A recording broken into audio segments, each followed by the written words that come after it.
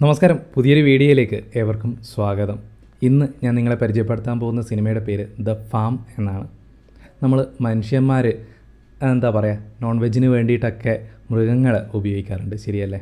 ഈ ഫാം എന്ന് പറഞ്ഞു കഴിഞ്ഞാൽ തന്നെ പശു, പോത്ത്, ആട്, കോഴി അങ്ങനെയുള്ള ഫാമുകളെക്കുറിച്ചാണ് നമ്മൾ കേട്ടിട്ടുണ്ടാവുക. പക്ഷേ ഈ സിനിമയിലെ ഫാം അതല്ല.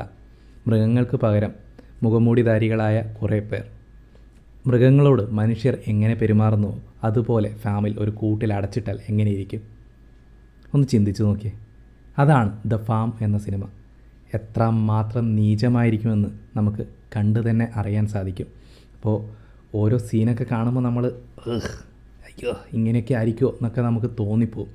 അത്രക്ക് ഫീലാകുന്ന രീതിയിലാണ് ഈ സിനിമ ചെയ്തിരിക്കുന്നത്. അപ്പോൾ ഈ സിനിമയുടെ കഥ നമുക്കൊന്ന് കണ്ടു നോക്കാം. ഞാൻ പറഞ്ഞുതരാം. അപ്പോൾ നേരെ വീഡിയോയിലേക്ക് പോകാം.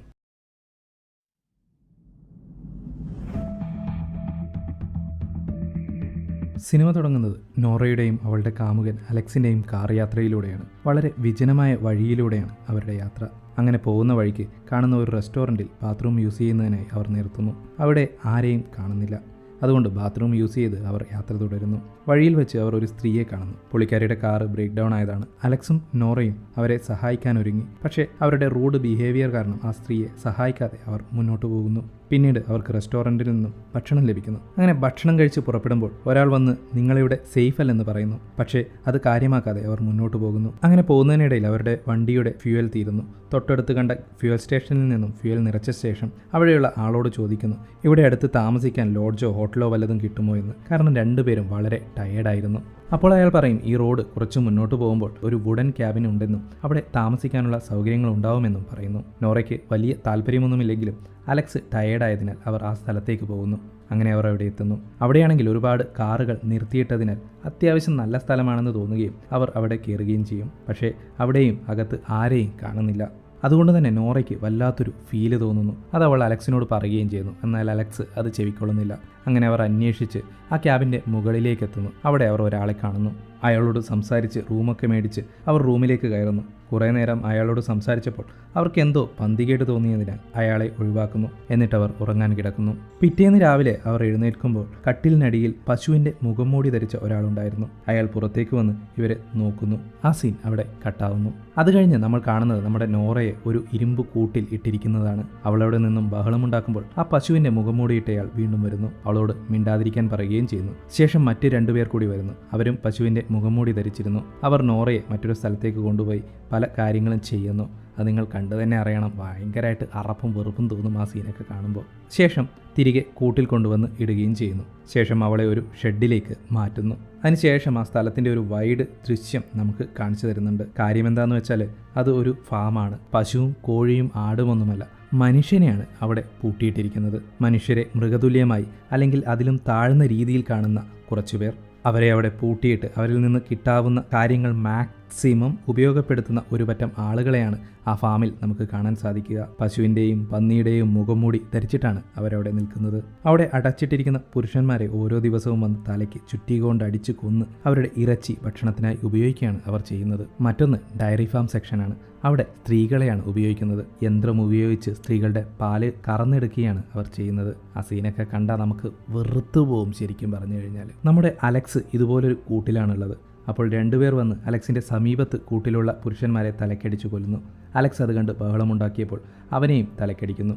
ഈ 3 പേരെയും ഒരു ട്രോളിയിലാക്കി വലിച്ചു കൊണ്ടുപോകുന്നു. പിന്നീട് നമ്മൾ കാണുന്നത് ആ ഫാമിൻ്റെ അടുക്കളയാണ്. ഒരുപാട് ജോലിക്കാരുണ്ട്. ജോലി എന്താണെന്ന് ചോദിച്ചാൽ ഇവർ കൊണ്ടുവരുന്ന പുരുഷന്മാരുടെയും സ്ത്രീകളുടെയും മാംസം ഉപയോഗിച്ച് പലതരം ഭക്ഷണങ്ങൾ ഉണ്ടാക്കുക എന്നുള്ളതാണ് അവരുടെ ജോലി. ശേഷം ആ ഫാമിൻ്റെ ഉടമസ്ഥനെ കാണിക്കുന്നു. ഉടമസ്ഥൻ എന്ന് പറഞ്ഞാൽ ഇവരുടെ എല്ലാം നേതാവ്. അത് വേറെ ആരുമല്ല, നമ്മുടെ അലക്സും നോറയും റൂം ചോദിച്ച് റൂമൊക്കെ ബുക്ക് ചെയ്ത ഒരാളില്ലേ, അയാളാണ് ഇവരുടെയൊക്കെ നേതാവ്. ഇവർ നടത്തുന്ന ഒരു കാറ്ററിംഗ് സർവീസാണ് ഇത്. ഇവർക്ക് പുറത്തു നിന്നും കിട്ടുന്ന ഓർഡറുകളാണ് ഇവർ ചെയ്തു കൊടുക്കുന്നതെന്ന് പിന്നീടുള്ള സീനുകളിൽ നിന്ന് നമുക്ക് വ്യക്തമാക്കി തരും. അങ്ങനെ ഒരു ദിവസം ഇവർക്ക് വലിയൊരു ഓർഡർ ലഭിക്കുന്നു. കൂടുതൽ മിൽക്ക് ഉണ്ടാക്കണമെന്ന് തലവൻ ആവശ്യപ്പെടുന്നു. അങ്ങനെ അവർ അവിടെ അടച്ചു വെച്ചിരിക്കുന്ന സ്ത്രീകളോട് വളരെ മൃഗീയമായി പെരുമാറുന്നു. അതിനിടയിൽ ആൻഡ്രൂ എന്നൊരാളുടെ ചെയ്തികൾക്കിടയിൽ ഒരു സ്ത്രീ കൊല്ലപ്പെടുന്നു. അടുത്ത സീനിൽ നമ്മുടെ നോറയെ നമുക്ക് കാണാം. അവളുടെ തൊട്ടടുത്ത മുറിയിൽ നിന്നും ഒരു ബഹളം കേട്ടപ്പോൾ അവൾ അവിടേക്ക് എത്തി നോക്കുന്നു. അവിടെ അവൾക്ക് 2 സ്ത്രീകളെ കാണാൻ സാധിക്കുന്നു. അതിലൊരാൾ 2 വർഷമായി അവിടെയുണ്ട്.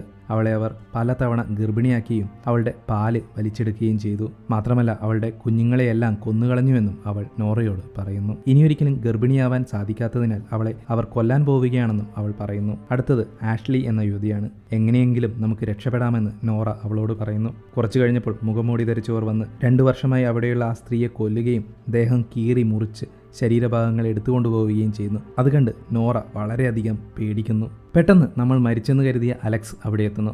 അയാൾ നോറയെയും കൊണ്ട് രക്ഷപ്പെടാനുള്ള ശ്രമത്തിലാണ്. എങ്ങനെയൊക്കെയോ അവർ അവിടെ നിന്നും പുറത്തു കടക്കാൻ ശ്രമിക്കുന്നു. പക്ഷേ ഒരു സ്ഥലത്ത് വെച്ച് അവർ വച്ചിരിക്കുന്ന ഒരു കെണിയിൽ അലക്സിന്റെ കാല് കുടുങ്ങുന്നു. അവരവിടെ പെട്ടുപോകുന്നു. അപ്പോഴേക്കും മുഖംമൂടിക്കാർ അവിടെ എത്തിയിരുന്നു. ആ സമയം നോറ അലക്സിനെ അവിടെ ഉപേക്ഷിച്ച് ഒരു സോറിയും പറഞ്ഞ് ഓടുന്നു. മുഖംമൂടിക്കാർ വന്ന് ഒരു പാറക്കല്ലെടുത്ത് തലയിലിട്ട് അലക്സിനെ കൊല്ലുന്നു. നോറ ഓടിക്കൊണ്ടിരിക്കുകയാണ്. അവൾക്ക് ഇതുവരെ പുറത്തു കടക്കാൻ സാധിച്ചിട്ടില്ല. അവിടെയും ഇവിടെയുമായി ചുറ്റിക്കൊണ്ടേയിരുന്നു. പാവം. അങ്ങനെ പുരുഷന്മാരെ ഇട്ടിരിക്കുന്ന സ്ഥലത്ത് നോറ എത്തും. അവിടെ പൂട്ടിയിരിക്കുന്ന ഒരാളോട് എങ്ങനെ പുറത്തു കിടക്കാമെന്ന് ചോദിക്കുന്നു. അപ്പോൾ അയാൾ പറയും, ആ ഫാമിൽ നിങ്ങളെ ഇങ്ങോട്ട് കൊണ്ടുവരുന്ന ഒരു ബസ് ഉണ്ട്. അതിൻ്റെ കീ തൊട്ടടുത്ത കെട്ടിടത്തിൻ്റെ വിൻഡോയിലുണ്ട്. അതെടുത്താൽ നിങ്ങൾക്ക് ഇവിടുന്ന് രക്ഷപ്പെടാമെന്ന് പറയുന്നു. അങ്ങനെ നോറ ഓടിപ്പോയി എല്ലാവരുടെയും കണ്ണു വെട്ടിച്ച് നമ്മുടെ ആഷ്ലി എന്ന് പറഞ്ഞിട്ടുള്ള ഒരു പെണ്ണില്ലേ, അവളെയും കൂട്ടി ബസ്സിനടുത്തേക്ക് പോകുന്നു. അപ്പോഴാണ് താക്കോലിൻ്റെ കാര്യം ഓർത്തത്.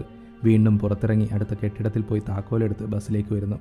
എങ്ങനെയെങ്കിലും രക്ഷപ്പെടാമെന്ന ഒരു പ്രതീക്ഷ അവരുടെ മുഖത്ത് നമുക്ക് കാണാം.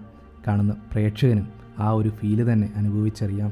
പക്ഷേ ക്യാമറ പതിയെ ആ ബസ്സിൻ്റെ പിൻ സീറ്റുകളിലേക്ക് തിരിയുന്നു. ഇവരവിടുന്ന് ആരെ മുന്നിൽ നിന്നാണോ രക്ഷപ്പെടാൻ ശ്രമിക്കുന്നത് അവരെല്ലാം ആ ബസ്സിലെ യാത്രക്കാരായുണ്ട്. പിന്നീടുള്ള കാര്യം നിങ്ങൾക്ക് ഊഹിക്കാമല്ലോ അല്ലേ. അടുത്ത സീനിൽ കാണിക്കുന്നത് ആ ഫാമിലെ ഒരു തീൻ മേശയാണ്. അവിടെ ചിക്കൻ തന്തൂരി എന്നൊക്കെ പറയുന്നത് പോലെ ഹ്യൂമൻ തന്തൂരി കാണാം. 2 സ്ത്രീകളെ മുഴുവനായും പൊരിച്ച് തീൻമേശയിൽ വച്ചിരിക്കുന്നു. മുഖംമൂടി ധരിച്ചവർ അവരെ കഴിക്കാനായി റെഡിയായിരിക്കുന്നു. അവിടെ ഈ സിനിമ അവസാനിക്കുന്നു.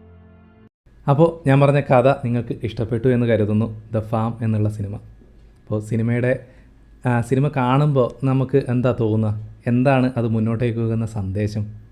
നമ്മളൊക്കെ ഞാൻ ആദ്യം പറഞ്ഞ പോലെ മൃഗങ്ങളെ ഭക്ഷണത്തിന് വേണ്ടി ഉപയോഗിക്കുന്നുണ്ട്. ആ ഒരു പൊസിഷനിൽ മനുഷ്യന്മാരെ ഒന്ന് ചിന്തിച്ച് നോക്കിയാൽ എത്ര ക്രൂരവും എത്ര നീചവുമായിരിക്കും. ഒരുപക്ഷെ അതായിരിക്കാം ആ സിനിമ നമ്മളോട് സംവദിക്കാൻ ശ്രമിക്കുന്നത്. നമ്മൾ ചെയ്യുന്ന ഓരോ കർമ്മങ്ങളും നമ്മൾ തന്നെ അനുഭവിച്ചേ മതിയാവും എന്ന് പറഞ്ഞുകൊണ്ട് ഈ വീഡിയോ ഞാൻ അവസാനിപ്പിക്കുന്നു. ഈ വീഡിയോ ഇഷ്ടപ്പെടുകയാണെങ്കിൽ ലൈക്കും ഷെയറും ചെയ്യാൻ മറക്കരുത്. ചാനൽ സബ്സ്ക്രൈബ് ചെയ്യുന്ന കാര്യവും പരിഗണിക്കുക. വീണ്ടും ഇതുപോലുള്ള ചിത്രവിശേഷങ്ങളുമായി കാണാം. അതുവരെ